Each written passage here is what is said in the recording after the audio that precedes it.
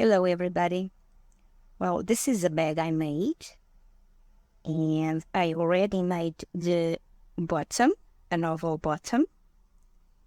And in this video, I will show you how you can calculate the number of chains necessary to start the bottom. I hope you like it.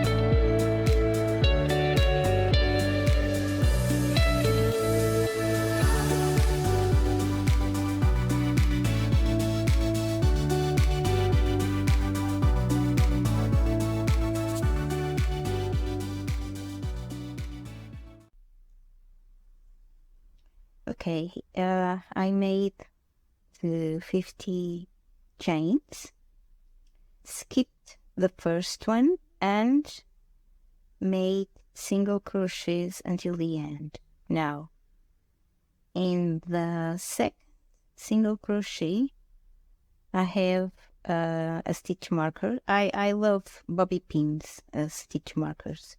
This first stitch marker, or bobby pin in my case, must be different. In my case, it's shorter than those that I am going to use. I'll speak about them later. So I have all my chains until the end, and another marker in the last 2 seconds, I think, last 2 second stitch, and here's my last stitch. Now in the last chain I will make 2 more single crochets. So 1 and 2, and now I have these 3 single crochets, which are the beginning of the side semicircle. Okay, so now I will make another single crochet in the next chain opposite to this one, and I will place here another stitch marker, or another bobby pin in my case. And now I'm going to make single crochets until the end. Pause. I'll be back soon. Okay, I'm back and I am near the end of the row. So, okay, now I am going to make a single crochet in that first chain of this row. Okay, again, in the, I don't remember, sorry, I'm not English. I don't remember if we say on the stitch or in the stitch. I've got to check that. I've got to check it. Okay, so in the or on the last 2 second stitch, I will place another marker. And now I am going to make another single crochet in this same chain. And okay, so 1, 2, 3, I've got three stitches that are going to be the second semi circle. I'm going to close this row with a single crochet in the first, sorry, with a slip stitch in the first single crochet, and 1, 2, 3. Here are the 3 stitches of this side at the back, and now I'm closing the first row of the bottom. Now about the markers. So each marker marks this one, the beginning of each row, and also the first single crochet after the semicircle. Then this one is going to mark the last single crochet before the semicircle, and this one marks the first single crochet after the semicircle, and this one is going to mark the first single crochet before these semicircles. So our sides are going to be between each pair of markers, and that's why they are here, to help us not make mistakes. So this is the row 1. Okay, now row 2. So stitch marker out. I will make my first single crochet of row 2 on, stitch marker again in place. Now I am going to make single crochets until the next marker. Okay,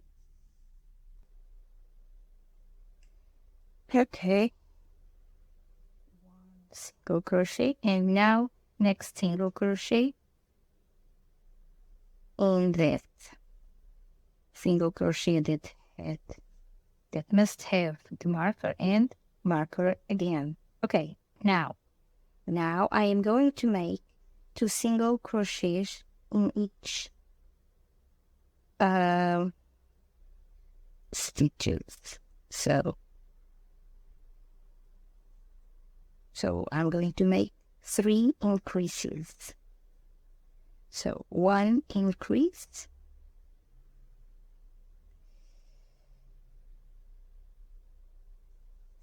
second increase,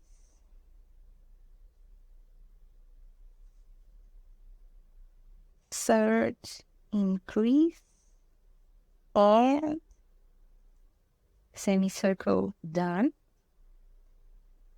First single crochet after the semicircle, and marker again for place, and again single crochets until next stitch marker. See you there.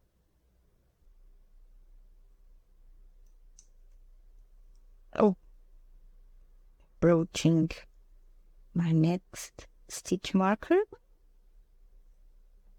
and single crochet, and stitch marker again in place, and this is the second side semicircle of this second row. Again, 1 increase, and now I know what I'm saying, in each single crochet of the previous row.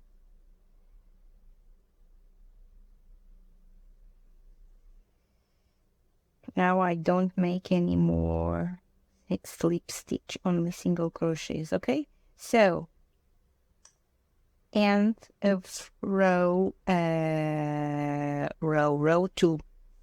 Okay, now row 3.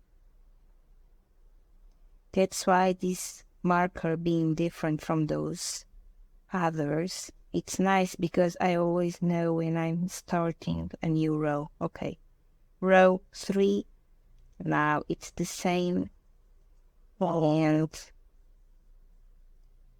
I'm going to make single crochets until next stitch marker, and I'll be back.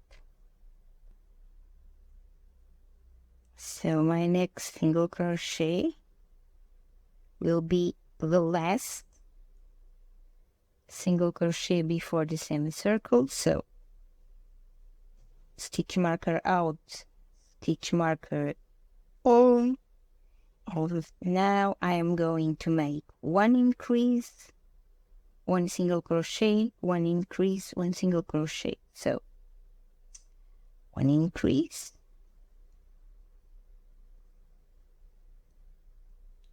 one single crochet, one increase, one single crochet, one increase,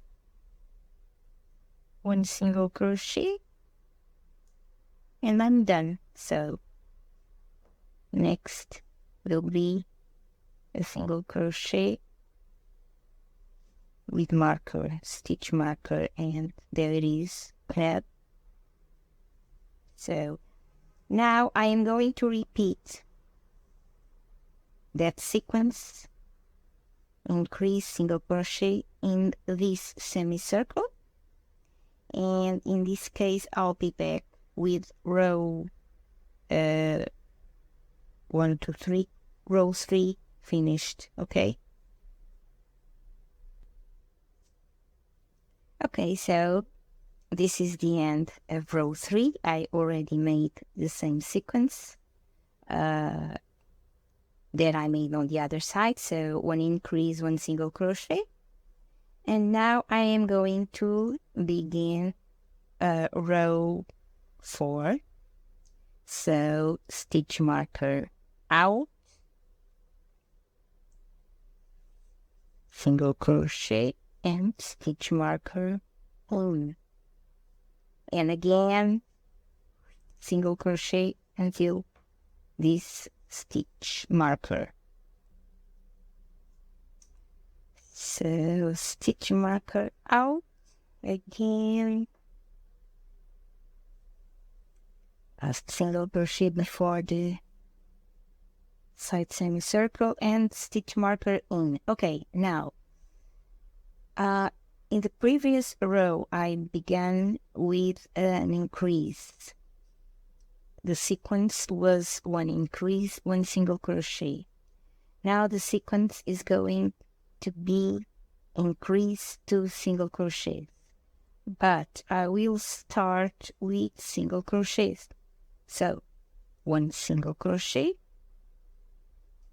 another one, and increase. Again, 2 single crochets, one increase, 2 single crochet,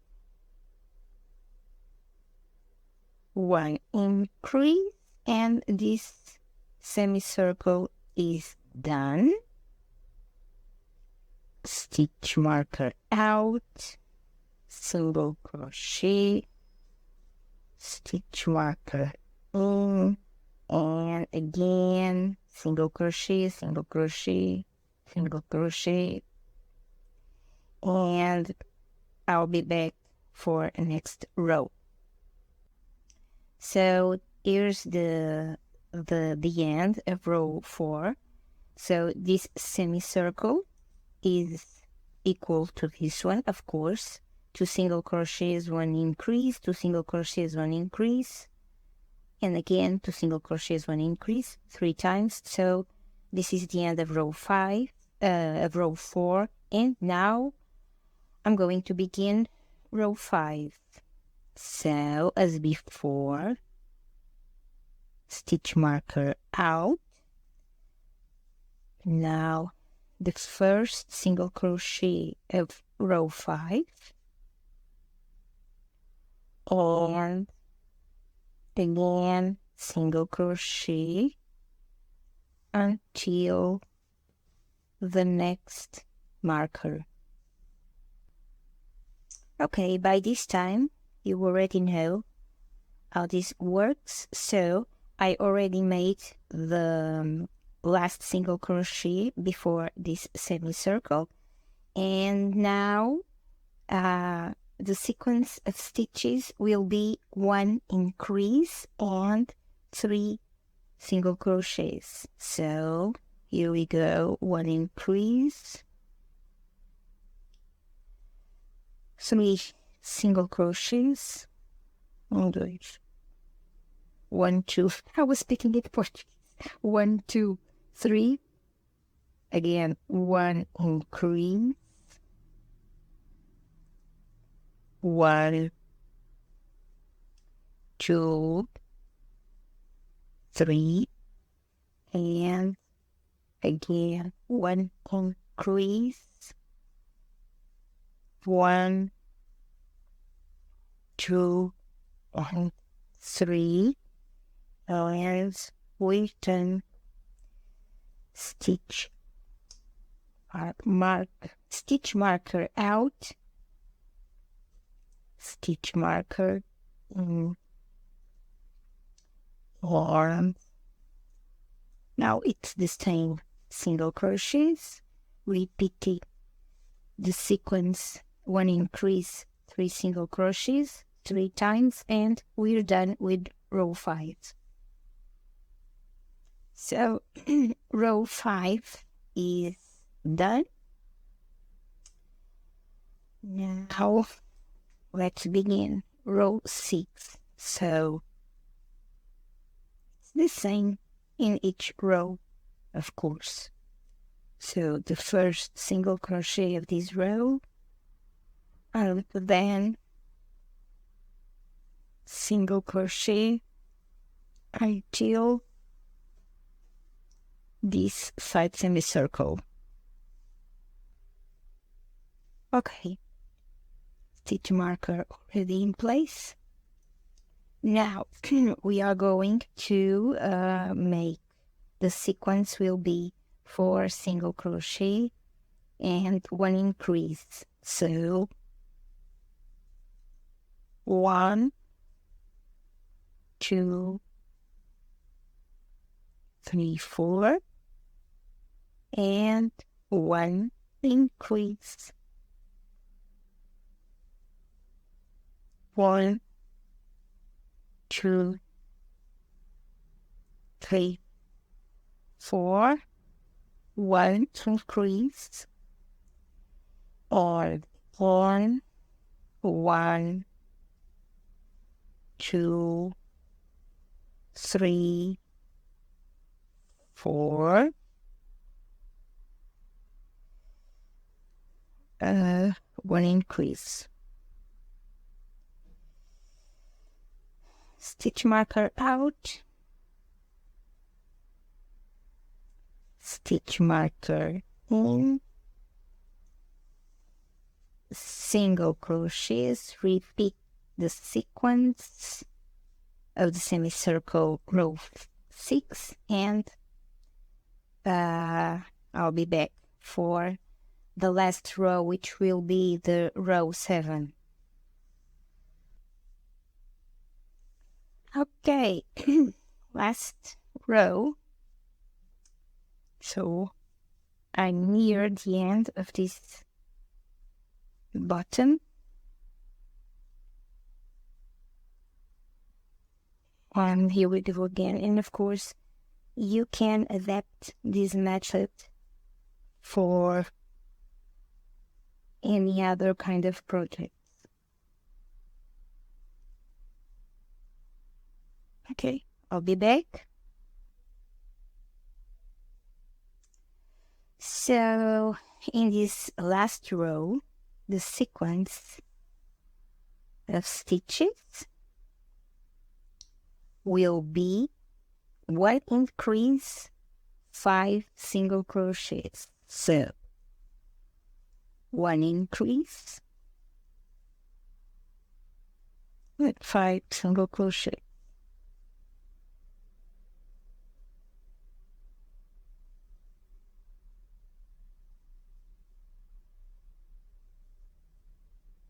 one increase, 5 single crochet. So 1, 2, 3, 4, and 5, and I need more yarn.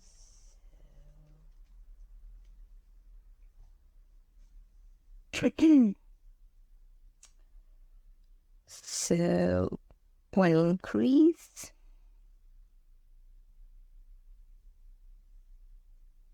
and 5 single crochet. 3, 4, 5. Okay, the end is near. This is the end. Not yet. This isn't the end yet. I was thinking about that Song of Doors. This is the end, my friend. Not yet, not yet. So I'll be back for the end of the row. So I have my bottom ready. So this is my last semicircle. Now we can cut the yarn. I just pull the yarn and we'll see how I do later. We can take off the bobby pins, in my case. And now, yes, this is the end, my friend. This is the end for now. The bag and the bottom are ready.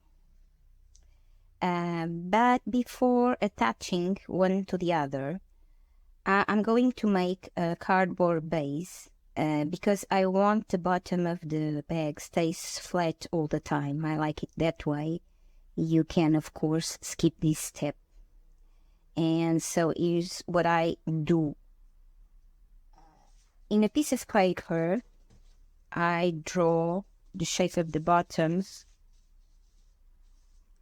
Now, nothing special. It doesn't have to be perfect, something like that. You will make this.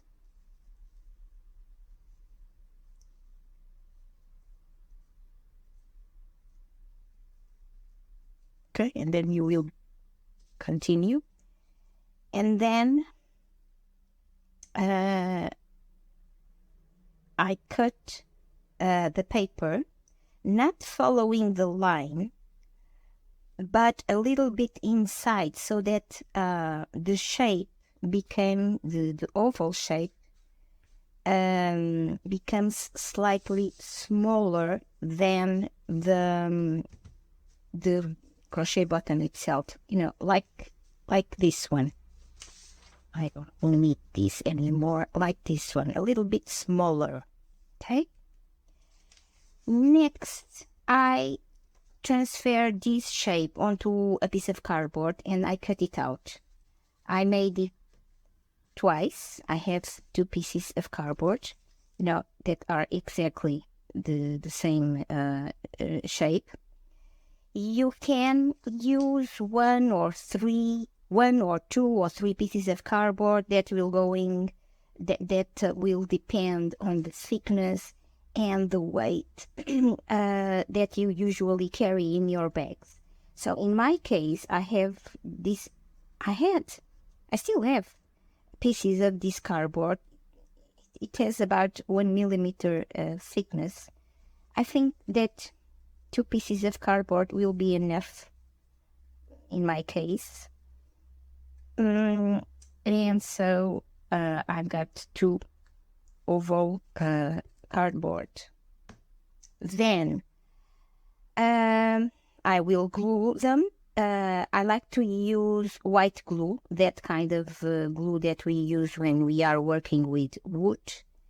And if you use that glue, be careful because the pieces must dry with something heavy on it so it doesn't curl. And for a finishing touch, I also like to glue a piece of fabric, or in this case, it's not fabric, it's felt, but you can also use craft cardstock, I guess, or contact paper. It depends on what you have around your house or what you want.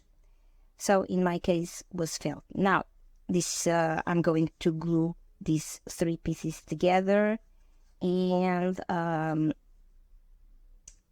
then I will attach the crochet bottom to the bag.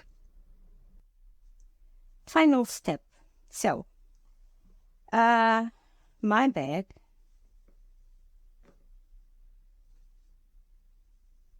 was made with granny squares. Then when I joined them, and I made 3 rows of double crochet, and I began in the middle of one of the granny squares. So this stitch marker is marking the place where I began and finished the last row. I closed this row with an invisible join. That's my favorite finishing touch for some rows, in some cases at least. And if you don't know how to make an invisible join, I will leave in the description box a link, because I have a small video where you can see how this invisible join is made. So this I will begin through in this stitch. The bottom of the bag, this marker is in a stitch that is aligned with the center of the bottom where we started. So I will begin here also.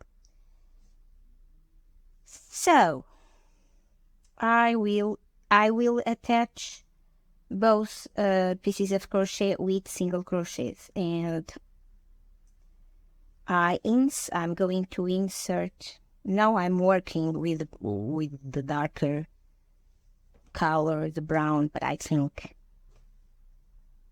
it will be okay.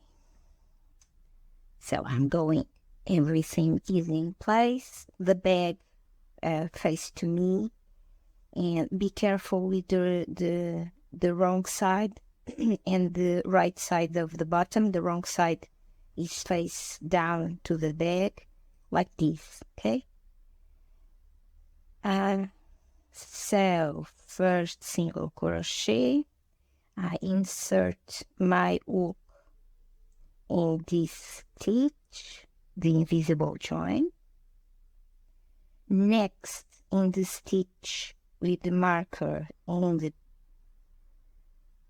the crochet bottom, and here's our first single crochet. Then it's very easy. Single crochet in the back, single crochet in the bottom, inserting the hook in the stitch in the back, and next stitch in the crochet bottom, and all we have to do is single crochets. These single crochets must be loose. Also be careful in the curve, because it's very easy to skip stitches. I forget to mention that before you do this, probably is a good idea to check if the number of stitches in the base bottom, in the crochet bottom, are okay. So in this case, it was 136 stitches. I counted them. It's all everything is perfect. It's a good idea to check that out.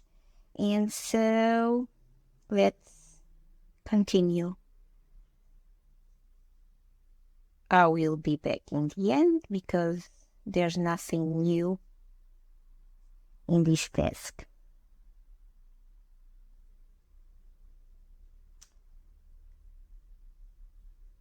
Oh, the end is here.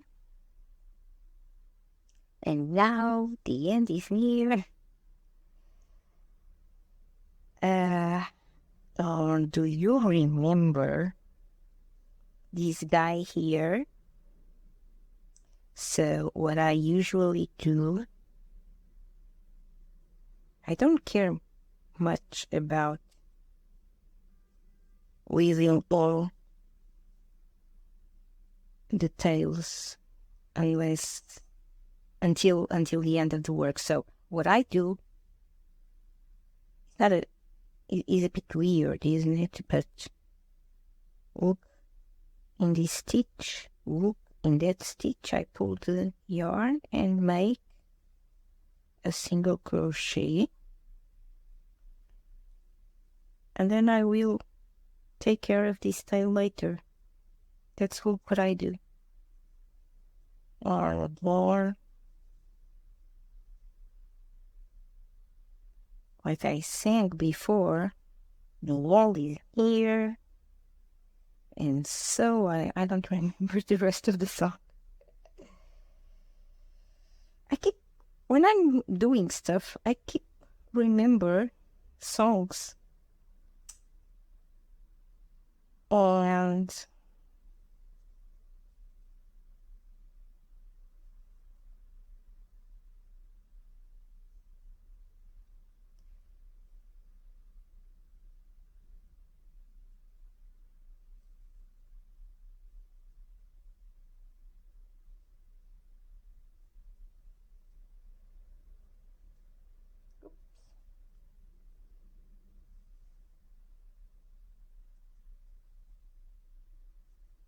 here and then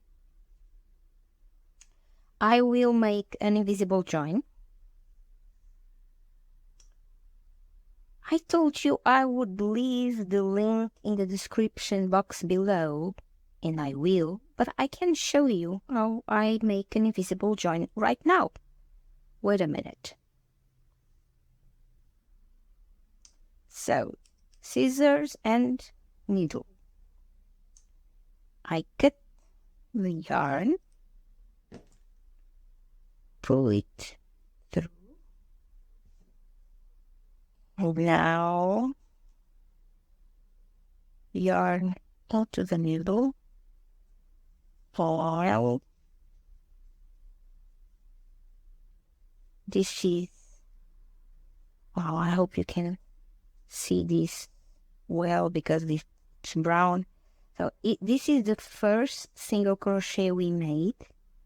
We skip it and we are going to insert the needle in the next single crochet. Now the needle goes back to our last single crochet, and there it is.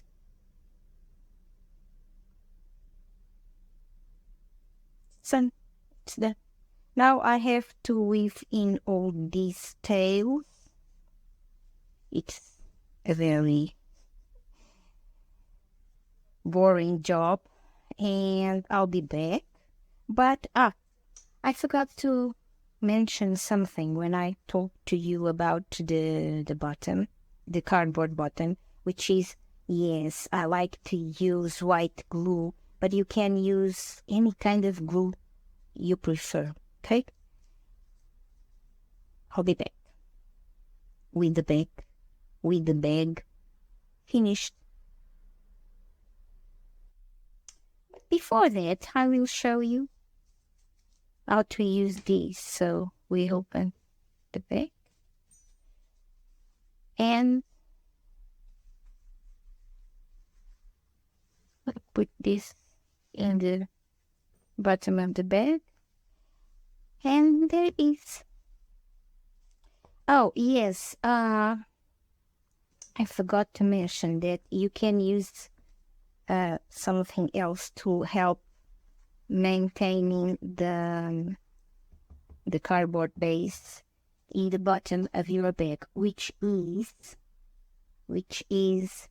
this kind of tape. This is a double side tape. That it's this is for stick carpets to the floor, but we can use, and I'm going to do that later. I'm going to put pieces of this tape here, and then I will stick it in the bottom of the bag, and the result will be perfect. The bag is ready. As you can see, the bottom is completely flat, the way I like it.